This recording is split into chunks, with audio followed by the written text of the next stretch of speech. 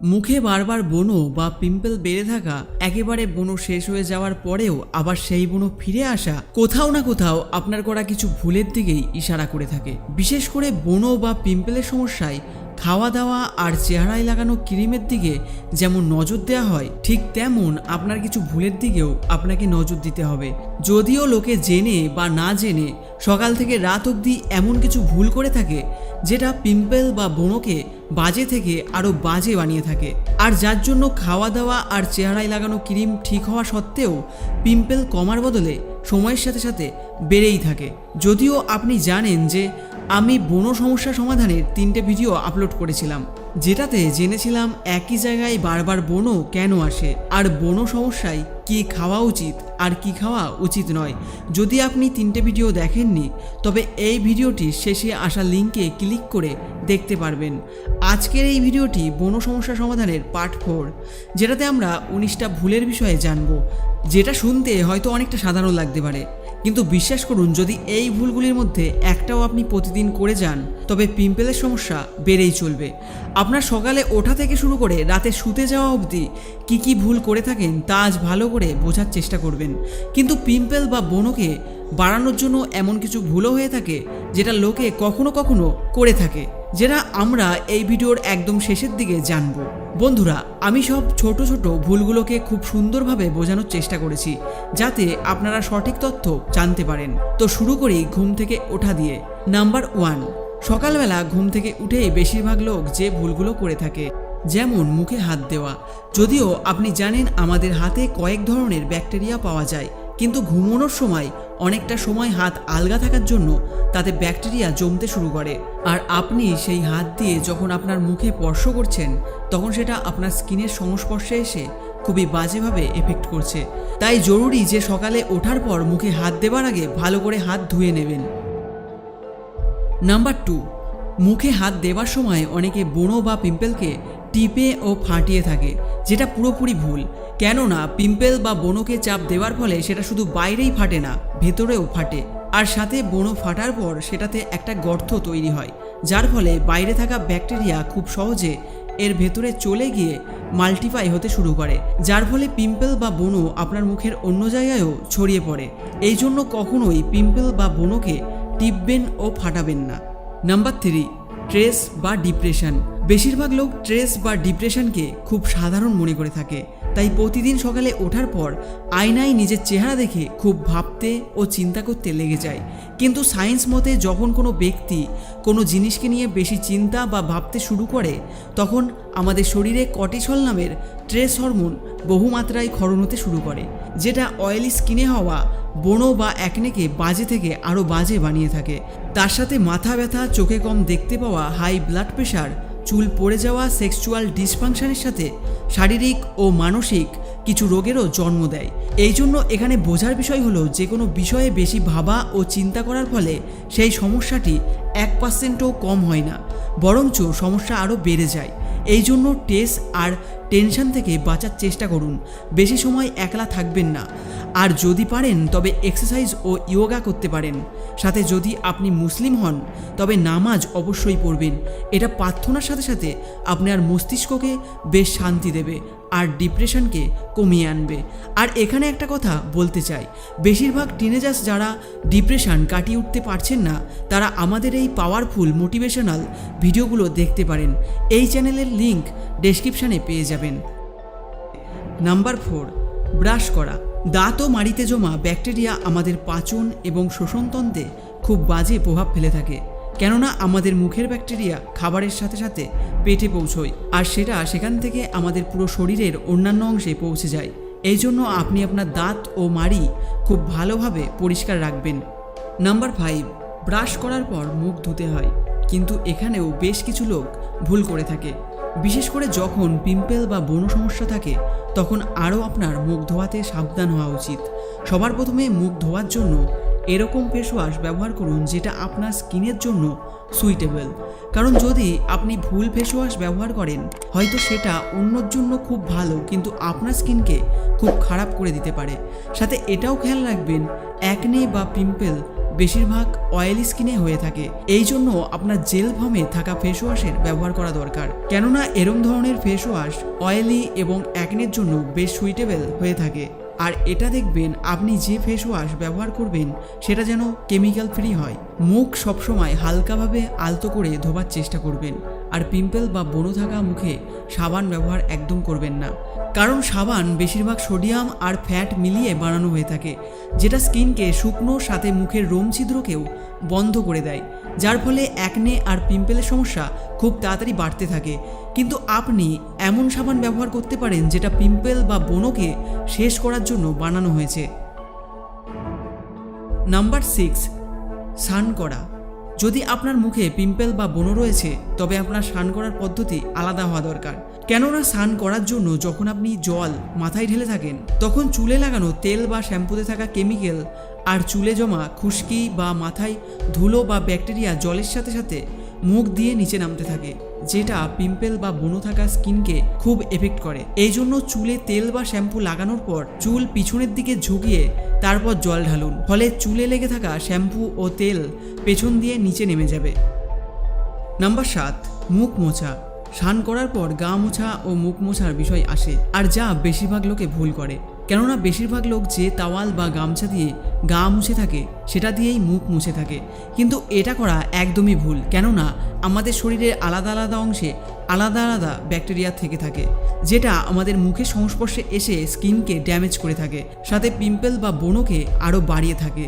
তাই গা মোছার জন্য আলাদা গামছা ও মুখ মোছার জন্য আলাদা গামছা ব্যবহার করুন, আর সাথে হালকাভাবে মুখ মুছবেন, কেননা অনেকে জোরে জোরে রোগড়ে রোগড়ে মুখ মুছে থাকে, যার ফলে স্কিনের উপরের লেয়ার ড্যামেজ হয়ে যায়, যার ফলে পিম্পল বা ব্রণ বাড়ার সাথে সাথে দাগ, গর্ত ও মুখ কুঁচকে যাওয়ার মতো সমস্যা দেখা যায়। নাম্বার 8, মেকআপ আর ফেয়ারনেস ক্রিম।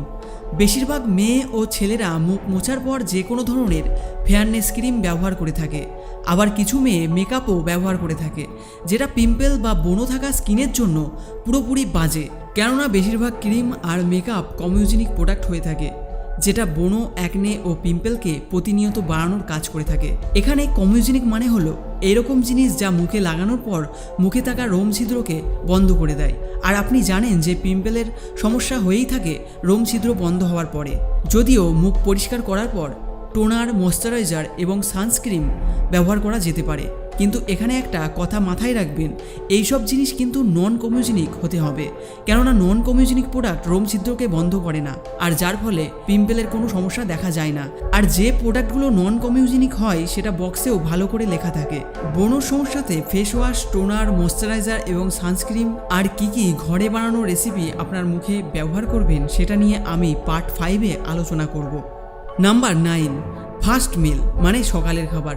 পুরো দিনে আমরা যাই খাই না কেন তার কিন্তু ভালো আর খারাপ দুটোরই প্রভাব আমাদের শরীরে পড়ে থাকে, কিন্তু সকালে আমাদের পেট পুরোপুরিভাবে খালি হয়ে থাকে, তাই জন্য সেই সময় খাওয়া ভালো বা খারাপ খাবারের প্রভাব খুব তাড়াতাড়ি আমাদের শরীরে দেখা যায়। এই জন্য সকালের খাবার ন্যাচারাল জিনিস যেমন ফল, সবজি আর স্যালাডের সাথে করা উচিত। আর যতটা পারেন চিনি দিয়ে বানানো জিনিস, চা, কফি, বিস্কুট, বেশি তেল মশলা আর জাঙ্ক ফুড খাবেন না, কারণ এগুলো এমন জিনিস যা আমাদের পাচন আর ইনসুলিন লেভেলে খুব বাজে প্রভাব ফেলে থাকে, আর খালি পেটে এগুলো খেলে ক্ষতিও অনেক গুণ হয়ে থাকে, আর যার জন্য পিম্পলের সমস্যা প্রতিনিয়ত বাড়তে থাকে।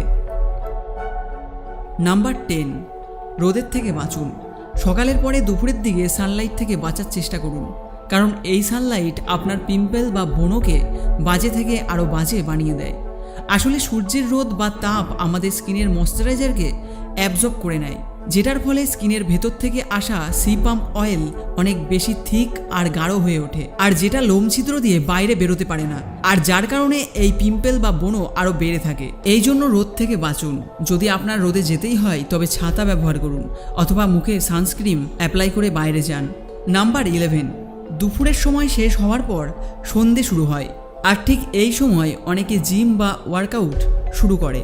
যদিও ওয়ার্কআউট করার ফলে আমাদের ব্লাড সার্কুলেশন খুব ভালো হয়, কিন্তু ওয়ার্কআউট করার ফলে অনেক মাত্রায় ঘাম বেরিয়ে থাকে, যেটা বেশিরভাগ লোক পরিষ্কার করে না। কিছুক্ষণ পর তো ঘাম শুকিয়ে যায়, কিন্তু তাতে থাকা ব্যাকটেরিয়া তখনও স্কিনের ওপর থেকে যায়, আর যা পিম্পল বা ব্রণকে আরও বাড়িয়ে থাকে, সাথে লাল করে তোলে। এই জন্য এক্সারসাইজ করুন, এবং ঘাম হলে সেটা একটা পরিষ্কার তোয়ালে দিয়ে মুছতেও থাকুন। আর ওয়ার্কআউট শেষ করার পরক্ষণেই মুখ ভালো করে ধুয়ে নিন। নাম্বার 12, রাতের খাবার। সকালের খাবারের মতো রাতের খাবারেও আমাদের কিছু জিনিস মাথায় রাখা দরকার। কিন্তু বেশিরভাগ লোক রাতের খাবার লেট করে খেয়ে থাকে আর খাবার খাওয়ার পরক্ষণেই শুয়ে পড়ে, যেটা কিন্তু পুরোপুরি ভুল। কেননা খাবার আমাদের উপর থেকে নিচে যায়, তাই যখন আমরা খাবার খাওয়ার পরেই শুয়ে পড়ি তখন পাচন প্রক্রিয়া পুরোপুরি গড়বড় করতে থাকে, আর যার ফলে খাবার ঠিকভাবে পচে না, সাথে কোষ্ঠকাঠিন্য এবং গ্যাসের সমস্যা শুরু হয়। আর কোথাও না কোথাও পাচনতন্ত্র আর পেট থেকে হওয়া সমস্যা পিম্পল বা ব্রণ সমস্যাকে বাড়িয়ে তোলে। এই জন্য রাতের খাবার হালকা হওয়ার সাথে খাবার খাওয়ার পর 1.5 থেকে 2 ঘন্টা বাদে শুতে যাওয়া উচিত। নাম্বার 13, ব্রাশ করা ও মুখ ধোয়া। রাতে শোবার আগে ব্রাশ করা এবং মুখ ধোয়া ততটাই জরুরি যতটা সকালে করা, কারণ ঘুমানোর সময় আমরা আমাদের শরীর পরিষ্কারের কথা ভাবি না, আর সেই জন্য রাতে খাওয়া খাবার আমাদের মুখের দুর্গন্ধ ও জীবাণু দাঁতে জন্ম দেয়, আর সাথে দিনের ধুলো মাটি আমাদের মুখে থেকে যায়, আর যা পিম্পল বা ব্রণ সমস্যার বেশ বড় কারণ। তাই শোবার আগে দাঁত ও মুখ ভালো করে ধুয়ে তারপর শোবেন। নাম্বার 14, চুলে তেল লাগানো। বেশিরভাগ লোকে রাতে মাথায় তেল লাগিয়ে শুয়ে থাকে আর সকালে সেটা ধুয়ে নেয়, কিন্তু যদি আপনার মুখে ব্রণ বা অ্যাকনে রয়েছে তবে এটা কখনোই করবেন না। কেননা রাতে মাথায় তেল লাগিয়ে শুলে তেল চুলে থেকে বালিশে আসে, আর বালিশ থেকে আপনার স্কিনে লেগে পিম্পলের সমস্যা বাড়িয়ে থাকে। কেননা চুলে লাগানো তেলে এমন অনেক ধরনের কেমিক্যাল পাওয়া যায় যেটা মুখের জন্য খুব খারাপ হতে পারে। এই জন্য যদি মাথায় তেল লাগাতেই হয় তবে দিনে স্নান করার আগে 2 থেকে 3 ঘন্টা আগে তেল লাগিয়ে স্নান করে নেবেন। কেননা অনেকক্ষণ ধরে তেল লাগানোর ফলে ধুলো মাটিকেও এটা টানতে থাকে, যেটার ফলে ড্যান্ড্রফ আর হেয়ার ফলও শুরু হয়। সাথে যতক্ষণ তেল লাগানো রয়েছে ততক্ষণ চুলকে কোনো হেয়ার ব্যান্ড দিয়ে উপরের দিকে আটকে রাখুন, যাতে চুল পিম্পলের সংস্পর্শে না আসতে পারে। নাম্বার 15, বালিশের কভার। বালিশে মাথা রেখে শোবার সময় বালিশের কভারে নোংরা ও ব্যাকটেরিয়া জমতে শুরু করে, আর সেই নোংরা বালিশের নোংরা আর সাথে ব্যাকটেরিয়াগুলো গালের স্কিনে খুব বাজে প্রভাব ফেলে থাকে, আর যেটার ফলে সাইডের দুটো গালেতেই প্রতিনিয়ত ব্রণ বা পিম্পল বেড়ে থাকে। আর ঠিক এই জন্য প্রতি 3 দিন অন্তর বালিশের কভার পরিষ্কার অবশ্যই করুন। নাম্বার 16, ঘুমের সমস্যা। রাতে তাড়াতাড়ি শোবেন এবং 7 থেকে 8 ঘন্টার একটা ভালো ঘুম অবশ্যই নেবেন। কেননা ঘুমে ঘাটতি হলে শরীরে ইনফ্ল্যামেশন আর টেস্ট হরমোন প্রডিউস হতে শুরু করে, যেটার ফলে পিম্পল বা ব্রণ সমস্যা আরও বেশি বাড়ে। এবার 17, 18 আর 19 এমন ভুল যেটা লোকে কখনো সখনো করে থাকে, যেটার মধ্যে নাম্বার 17 হলো দাড়ি কাটা। বেশিরভাগ লোক 2 থেকে 3 দিন অন্তর সেভিং করে থাকে, কিন্তু যদি আপনার মুখে পিম্পল বা ব্রণ থাকে তবে আপনার এখানে কিছু শুধরানোর দরকার রয়েছে। কারণ দাড়ি কাটার সময় অনেকে পিম্পল বা ব্রণ কেটে ফেলে, আর সেই কেটে যাওয়া ব্রণতে জল আর শেভিং ক্রিম লেগে আশেপাশে পিম্পল বা ব্রণ ছড়িয়ে পড়তে শুরু করে। এই জন্য যতক্ষণ না আপনার মুখ থেকে ব্রণ শেষ হচ্ছে ততক্ষণ অবধি দাড়িকে শেভ করার বদলে ট্রিম করুন, কেননা ট্রিম করার জন্য মুখে কিছু লাগাতে হয় না। নাম্বার 18, যখনই আপনার ব্রণ ফেটে যায় তখনই আপনি মুখ ধোবেন না, কারণ ফাটা ওই ব্রণতে জল লাগার ফলে ব্রণতে থাকা রস জলের সাথে মিশে আপনার মুখের অন্যান্য অংশে ছড়িয়ে পড়ে।